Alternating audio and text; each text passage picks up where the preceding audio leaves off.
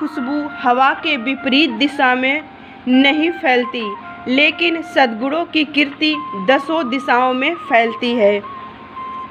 और सार्थक उपदेश वह होता है जो वाणी से नहीं बल्कि अपने आचरण से प्रस्तुत किया जाता है।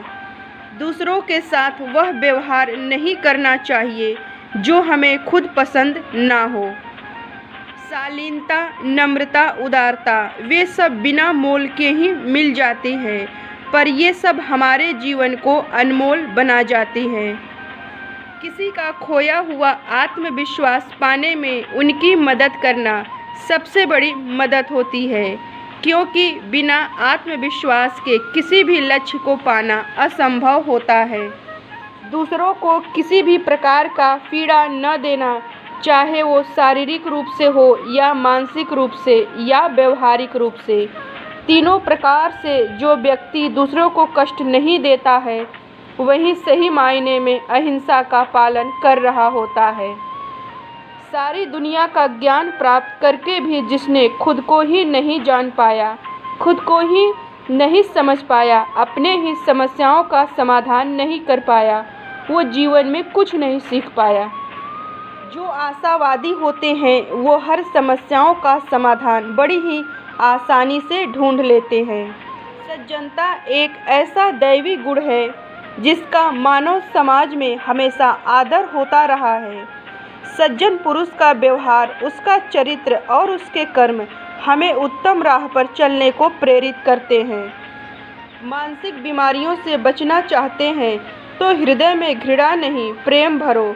मन में भय व चिंता नहीं, बल्कि ईश्वर की याद भरो, जो आपको हर चिंताओं से दूर कर देगा और असीम शांति का एहसास दिलाएगा, जो आपको मानसिक बीमारियों से दूर रखेगा।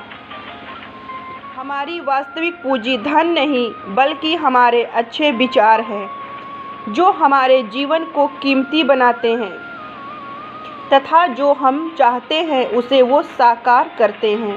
मन की स्थिति बदलते ही परिस्थितियाँ अपने आप बदल जाती है, क्योंकि बाहरी परिस्थितियाँ हमारे मानसिक स्थितियों का बड़ा स्वरूप होता है और वो तभी बदलेगी जब हमारी मानसिक स्थिति बदलेगी। बड़प्पन अमीरी में नहीं बल्कि ईमानदारी और परोपकारिता तथा सज्जनता में सन्निहित होती है। जो परोपकारी है वही लोगों के दिलों में रहने का भी अधिकारी है। धर्म और अध्यात्म हमें यही सिखाते हैं कि लोगों के बीच में बढ़े इन दूरियों और फासलों को मिटाना है हमें।